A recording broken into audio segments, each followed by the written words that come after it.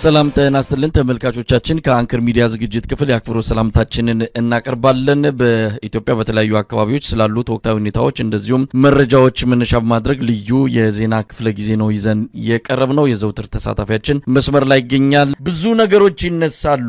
በቅርቡ የመከላከያ ሰነድን አይተነዋል። በመከላከያ ውስጥ የብሔር ግጭት፣ የብሔር ልዩነት በዋናነትም በመስመራዊ መኮንኖች ጭምር በከፍተኛ ደረጃ እየተስተዋለ እንዳለ ሹመት ሲሰጥ እድገት ሲሰጥ በብቃትና በአቅም በችሎታ ሳይሆን በማንነት ነው የሚል አስተሳሰብ እየሰረጸ ገብቷል የሚል ከፍተኛ ቅሬታ ያላቸው የሰራዊቱ አካላት ይህንን በመድረኮች ላይ ተናግረውታል። ስለዚህ እንደነዚህ አይነት ነገሮችን ለማስተንፈስ ሰራዊቱ ውስጥ ያለውን ተቀባይነት መሸርሸር እንደዚሁ ያጠፋል በሚልም ሹመቱን ሊሰጥ እንደሚችል ነው። ቀደም ሲል አንተ እንዳልከው ጦርነት በሌለበት ለምን ያስፈልጋል የሚል ነው ወይ ለጦርነት ለመግባትም ከወዲሁ የተዘጋጀ ካለም ለሞራልና ለብርታት እንዲሆናቸው ለወታደራዊ መኮንኖቹ ሽልማት ወይም ደግሞ ሹመት እየሰጠ መሆኑንም የሚገልጹ ወገኖች አሉ። ሀገሪቱ ካላት የኢኮኖሚ ደረጃ አንጻር በጣም ሊከብዳት የሚችል እንደሆነ ነው ወታደራዊ ባለሙያዎችም የሚናገሩ። በነገራችን ላይ ከውስጥ ያገኘነው መረጃ እንደሚያመለክተው በርካቶቹ ሹመቱን ካገኙ በኋላ ጡረታ ሊወጡ እንደሚችሉ ከኮሎኔልነት ወደ ብርጋዴር ጄኔራልነት ያደጉት ቀጣዩ የመከላከያ ሰራዊቱ ከፍተኛ አዛዦች ሆነው ሊሰሩ እንደሚችሉ ነው። አብዛኞቹ ጄኔራል የሆኑት አለምሸት ደግፌን ጨምሮ ወደ ጡረታ እንደሚገቡ ነው የታወቀው። ከዚህ በተጨማሪም ፊልድ ማርሻል ብርሃኑ ጁላም እንደዚሁ ጡረታ ሊወጡ እንደሚችሉ ተገልጿል። በእሳቸው ምትክ በአሁኑ ሰዓት ከፊት ለፊት ያለው ስም የሚገለጸው የጀነራል ጌታቸው ጉዲና ቀጣዩ የመከላከያ ኤታ ማጆር ሹም ይሆናሉ ተብሎ ነው የሚገመተው። ምናልባት የጀነራል አበባው ታደሰም ከዚህ አንጻር ስማቸው ይነሳል። ነገር ግን የመረጃ ምንጮች እንደገለጹልን ከሆነ ወደ ጌታቸው ጉዲና ያደላል የተባለው ጡረታ መውጫ የመጨረሻ ሹመት የተሰጣቸው አብዛኞቹ እንደሆኑ ነው የተመለከተው። ለማንኛውም ሁኔታውን እንከታተላለን። ወደ ሌላው ርዕሰ ጉዳይ እናልፋለን። በአማራ ክልል የሚካሄደው የህልውና ተጋድሎን የተመለከተ ነው። እንግዲህ የህልውና ተጋድሎ በተለያዩ አካባቢዎች ተጠናክሮ ቀጥሏል። ደብረ ማርቆስ አካባቢ የሰማነው ነገር በዛ አካባቢ ለአንድ ጉዳይ ስብሰባ የተቀመጡ የብልጽግና አመራሮች ላይ በተወሰደ ጥቃት ስብሰባው መበተኑ እንደዚሁም የተወሰኑት ጉዳት እንደደረሰባቸውን የሰማነው። የፋኖን ትግል በተመለከተ እንግዲህ በቅርቡ የአማራ ክልል ምስለኔያ አስተዳደር በአማራ ክልል ያለውን አጠቃላይ የጸጥታ ሁኔታ ከመከላከያ የምንረከብበት ጊዜ ላይ ደርሰናል። ያለውን የጸጥታ ችግር የሰላም ሁኔታ ከአንጻራዊነት ወደ ሙሉ በሙሉ ልንቀይረው ወይም ደግሞ ሙሉ በሙሉ ሰላሙን ልናረጋግጥ ደርሰናል ይላሉ። አሁን የምንሰማቸው መረጃዎች በመሬት ላይ ያሉት አጠቃላይ እውነቶች ግን ከክልሉ ምስለኔ አስተዳደር መግለጫ ጋር የሚጣረስ ነው። በዚህ በተጨማሪም ባለፉት 2 ቀናት በተለያዩ የአማራ ክልል አካባቢዎች በተደረጉ ተጋድሎች ከፍተኛ ድሎች መመዝገባቸው ታውቋል። በተለይም ከምርኮኞች አንጻር ከፍተኛ ቁጥር ያለው የአብይ አህመድ ሰራዊት በፋኖች እጅ መግባታቸው ነው የተገለጸው።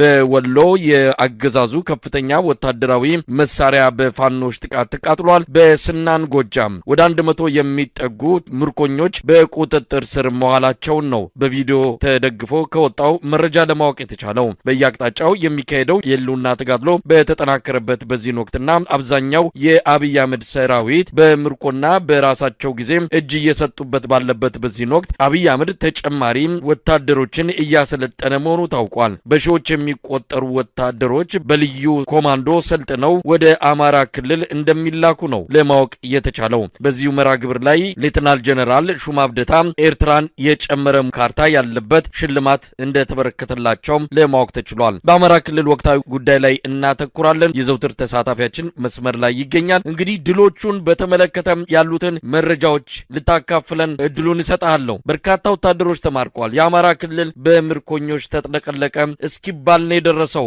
ዋና ዋና የተጋድሎ እንቅስቃሴዎችን መረጃዎቹን ልታካፍለን ከቻልክ።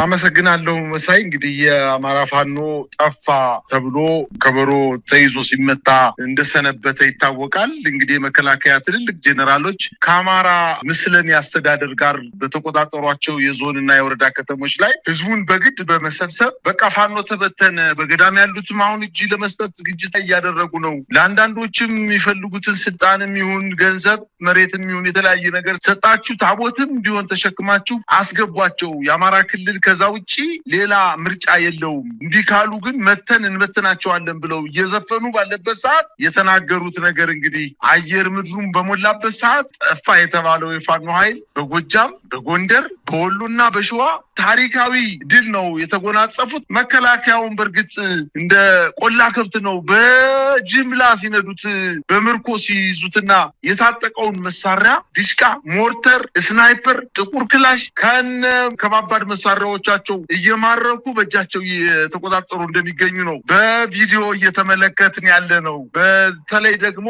አማራ ፋኖ ብሔራዊ ኃይል ምስራቅ አማራ ቀጠና ከወልዲያ ከተማ አቅራቢያ ጥቁር ውሃ ከተባለ ቦታ ላይ የሚኒሊክ ህዝብ በፈጸመው ማጥቃት አንድ ዞ 23 ከነ ኦራሉ በአርፒጂ መምታቱን ተከትሎ ከጥቁር ውሃ እስከ ሳንቃበር ያካለለ ከባድ ጦርነት ተደርጓል። እንግዲህ ይሄ ዞ 23 ዘንዶ ጅራት በተባለ ቦታ ላይ ነው የተመታው። በተደረገው ውጊያ በቅሎ ማነቂያ የተባለበት ቦታ ላይ ጠንካራ ውጊያ ተደርጎ ዞ 23 እና ከነ ኦራሉ የተመታበት ኃይል ከበባ ውስጥ እንደገባ ሲታወቅ፣ በሌላ አቅጣጫ እነዚህን ከበባ ውስጥ የገቡ ኃይሎችን ለማስለቀቅ በሚል በርካታ ሰራዊት በተለያየ አቅጣጫ ተንቀሳቅሶ ነበረ።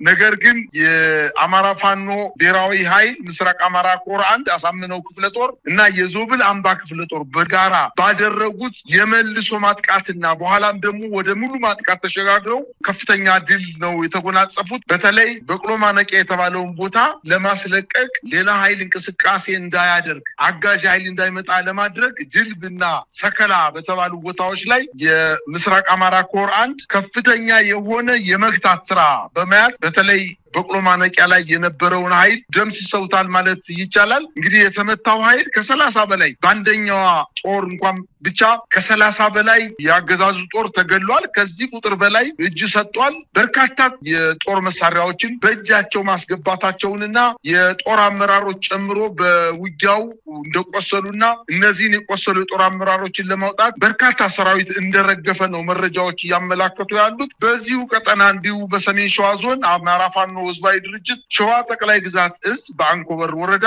አልዩ አምባ ከተማ ዙሪያ ጉዛምባ በተባለ ቦታ ላይ በሚገኙ የአድማ ብተናና ሚኒሻ ካምፕ ላይ ጥቃት በመፈጸም የአገዛዙ ጦር ወታደራዊ ካምፕ ለፋኖ ኃይሎች አስረክቦ መውጣቱንና የቡድን መሳሪያዎችን መማረክ መቻሉን ተመላክቷል። በሌላ ዜና እንግዲህ በጎንደር ቀጠና በማዕከላዊ ጎንደር ምዕራብ ደንቢያ ጨዋሂት ከተማ ተነስቶ ወደ ደልጊ ሲጓዝ የነበረው የአገዛዙ ጦር ጅብጅባና ዋራጅ ከተባለ ቦታ ላይ ሲደርስ የአማራ ፋኖ ህዝባዊ ድርጅት በሰነዘረው የደፈጣ ጥቃት በርካታ ኃይሉን አስመትቶ ወደ መጣበት ወደ ጨዋሂት መመለሱንና ወደ ደልጊ ሊንቀሳቀስ የነበረው ኃይል ተበትኖ ወደ ጎርጎራና ወደ ጨዋሂት መሸሹን ተመላክቷል። በተያያዘ ዜና በጣም የሚገርመው አብይ አህመድ ወደ ጣና ገዳማት ለጉብኝት የተሰራ በገዳማት ውስጥ የተሰራ አንድ ሙዚየምን ለማስመረቅ ይመጣል ስለተባለ የጣና ገዳማትን ከፋኖ ለማጽዳት በሚል በርካታ ጀልባዎችን የያዘ የአገዛዙ ጦር በተለይ ደቅ ወደ ተባለችው በጣና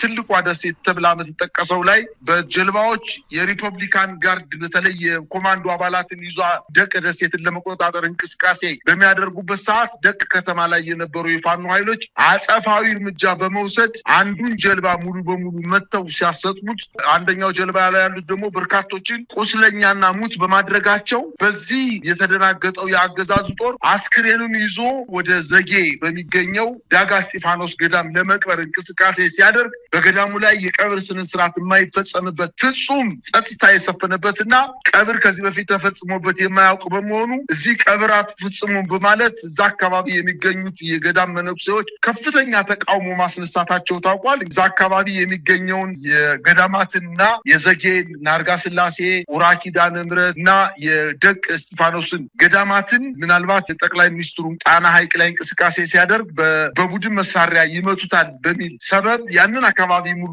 ለሙሉ ለማጽዳት እንቅስቃሴ አድርጎ ነበረ። ተመቶ ተመልሷል። አሁን ግን ያንን አካባቢ ለማጽዳት ከባህር ዳር ሚካኤል ቤተክርስቲያን አካባቢ የሚገኙ ማህበራትን ሰብስቦ ሙሉ በሙሉ ጀልባዎቻቸውን በመንጠቅ በርካታ የሪፐብሊካን ጋርድ አባላት አሁንም ወደ ተባሉት አካባቢዎች እነዚህ ገዳማት አካባቢ ከ20 በላይ ጀልባዎችን ሰራዊትን ጭኖ እንቅስቃሴ ለማድረግ በዝግጅት ላይ እንደሆነና የፋኖ ኃይሎች ከፍተኛ ጥንቃቄ ማድረግ እንዳለባቸው እየተነገረ ነው የሚገኘው። በሌላ አቅጣጫ እንዲሁ በምዕራብ አርማጭሆ ወረዳ አብርሃ ጅራ ሲጓዝ በነበረ የአብይ ጦር ላይ የደፈጣ ጥቃት ተፈጽሞ ከባድ ጉዳት መድረሱን ለማወቅ ተችሏል። ከመተማና ከአብርሃ ጅራ በመነሳት ወደ ሱዳን አዋሳኝ ድንበር ቀጠናዎች ማለትም ወደ አዲስ ዓለም፣ ሞገሴ፣ ወደ አንበሶ ቁጥር 5 ወደ ተባሉ ቀጠናዎች በስምሪት ላይ እንዳለ ድንገተኛ ጥቃት ደርሶበት በዲሽቃና ሞርተር ከባድ ጉዳት እንደደረሰበትና በተለይ ከገንዶሃ ወደ ሽንፋ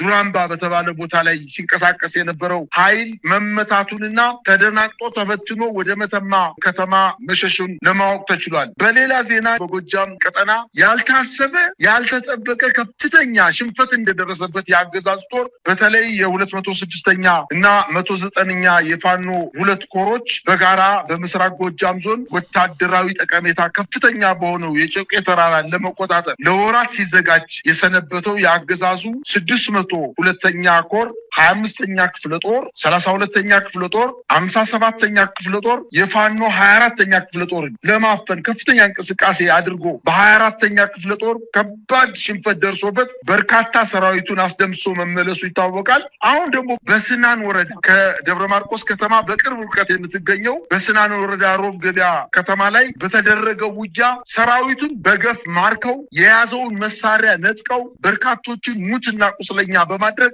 ከፍተኛ ድል መጎናጸፋቸውን በተለይ የ24ኛ የፋኖ ክፍለ ጦር በስናንና በጮቄ ተራሮች ላይ ያደረገው ድል ከዚህ በፊት ደጋዳሞት፣ ደንበጫ፣ ቋሪትና በሰከላ አካባቢ አጉት አካባቢ ከተደረገው የማይተናነስ መሆኑ ነው ማየት የቻልነው። ይህንን ዝም ብለን የተናገርነው አይደለም። በተደረገው ውጊያ 3 ድሽቃ፣ 2 ሞርተሮች፣ 8 ብሬን፣ 5 ስናይፐር፣ 230 ክላሽ ከበርካታ ሺዎች ተተኳሾች ጋር መማረኩን ለማወቅ ተችሏል።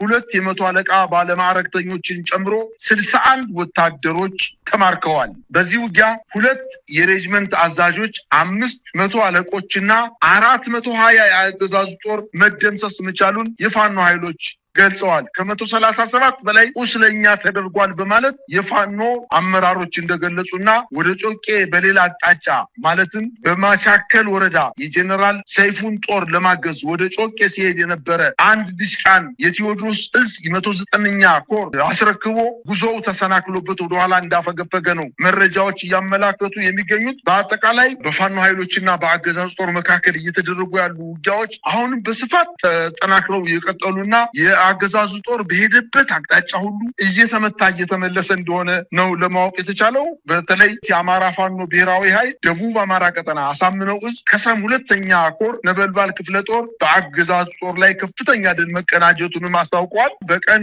ውጊያ አልሳካለት ያለውና ዘወትር የሰራዊቱን አባል በየተራራው በየሸለቆ በፋኖች ጥይት እንዲረፉ እያደረገ የሚገኘው የ5ኛ ሪፐብሊካን ልዩ ኮማንዶ በማለት የሚጠራው የአብይ አህመድ ሰራዊት ውጤት እናገኝበታለን ያሉትን የማታ ጉዞ በተወሰደበት ጥቃት ከፍተኛ የሆነ የሰው ኃይሉን ሙትና ቁስለኛ ያደረገ ሲሆን በተመሳሳይ ሰዓት በር በተባለ አካባቢ የተንቀሳቀሰውን የአገዛዙ ጦር በ100 አለቃ አበባው ብርጌድ 2ኛ መብረቁ ሻለቃ በተወሰደበት ጠንካራ ምት አብዛኛውን ከፊት የገባውን ቁጥር በውል የማይታወቅ ኃይሉን አስመትቶ ወደ ኋላ ማፈግፈጉን ለማወቅ ተችሏል። በአሁን በሚደረገው ውጊያ አሁንም አንድ ሙሉ ኦራር ተሽከርካሪ ሙትና ቁስለኛውን በአምቡላንስና በአይሱዙ ይዞ ወደ ምንጃር ሸንኮራ አረርቲ ከተማ እየሸሸ እንደሚገኝ ነው የደረሰን ዜና የሚያመለክተው። በአጠቃላይ ውጊያዎች በበርካታ የአማራ ክልል ቀጠናዎች ላይ ከፍተኛ ትንቅንቅ እየተደረገ ሲሆን በአጭር ጊዜ ውስጥ በርካታ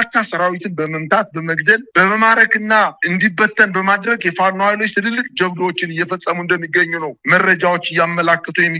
መሳይ በጣም ነው የማመሰግነው። በርካታ መረጃዎችን መረጃዎችን ነው ያካፈልከን። እንግዲህ ባለፉት 2 ቀናት የተካሄዱት የሉና ተጋድሎችን ውጤታቸውን ስንመለከት የአብይ አህመድ አገዛዝ አሁንም ወታደር ያሰለጥናል፣ በገፍ ህጻናትን ጭምር ከየቤታቸው ከወላጆቻቸው ጉያ እየነጠቀ ወደ ማሰልጠኛ ካምፖች በአጭር ጊዜም የለብለብ ስልጠና መሳሪያ እየሰጣቸው ወደ ጦር ግንባር እየላካቸው በገፍ እየተማረኩ ነው። እንግዲህ የኢትዮጵያ ልጆች ናቸው አማራ ምድር ላይ እያለቁ የሚገኙት። እነዚህ ወታደራዊ ድሎች ምንን ይነግራሉ? ቀደም ሲል አንተ ያልከው ነው። በአንድ ጎኑ ህዝቡን እየሰበሰቡ ፋኖ የሚባለውን ኃይል አጥፍተነዋል፣ የቀረውንም እኛ ከብቶችና በሬ እንሰጣቸዋለን፣ ጥሯቸውና መሳሪያቸውን ያስረክቡ፣ እኛ በሬ እንሰጣቸዋለን ይረሱ የሚሉ አንድ ጀነራልን ብቅ ብለዋል። በነገራችን ላይ የአማራ ተወላጅ የሆኑ የአብይ አህመድ ጀነራሎች እጅግ አሳፋሪ የሆነ ታሪክ ነው የጻፉ የሚገኙት። በአንድ ጎን አብይ አህመድ ያሰለጥናል፣ ህዝቡን እየሰበሰበ ያስፈራራል። በሌላ በኩል ግን ፋኖ የአገዛዙን የጀርባ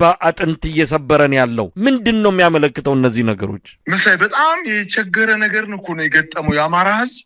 ሰራዊቱ በእርግጥ እየተመታ እንደሆነ እንዲሁ ለምሳሌ ያክል እንኳን በዚህ በጎጃም አካባቢ በጨውቄ፣ በስናን፣ በደብረ ማርቆስ ዙሪያ ወረዳ በማሻከልና በዚሁ አካባቢ የሚንቀሳቀሰው የሜጀር ጀነራል ብርሃኑ ጥላሁን 25ኛ ክፍለ ጦር በዚህ በ2 እና በ3 ቀናት ውስጥ እንኳን ከ618 በላይ የተዋጊ ኃይሉን ከጥቅም ውጭ አድርገውበታል። 24ኛ ክፍለ ጦር ብቻ ነው ሜጀር ጀነራል ብርሃኑ ጥላሁንን ኮር ሙሉ በሙሉ በመደምሰስ ማርቆስ ከተማ ላይ ብቻ ተቀምጦ እንዲቀር አድርገውታል። ስናንን ለመቆጣጠር ሞከረ፣ ጮቄ ተራራን ለመቆጣጠር ሞከረ፣ የደንበጫ አካባቢዎችን እንዲሁ ለመቆጣጠር ሞከረ፣ የማቻከል ወረዳ ከአማኑኤል ከተማ ውጪ ያሉትን ቀበሌዎች ለመቆጣጠር ሞከረ፣ አልቻለም። ተመቶ የያዘውን ዲሽካ፣ ሞርተር፣ ስናይፐር፣ ጥቁር ክላሽ ከነ ሰራዊቱ አስረክቦ ነው የተመለሰው። በጣም የሚገርመው ነገር ደግሞ እነዚህ በተለይ በስናን ወረዳ ሮብ ገበያ አቅራቢያ በተደረገው ውጊያ በርካታ አስክሬን ሳያነሳ ነው የተመለሰው። አስክሬኑን በትኖ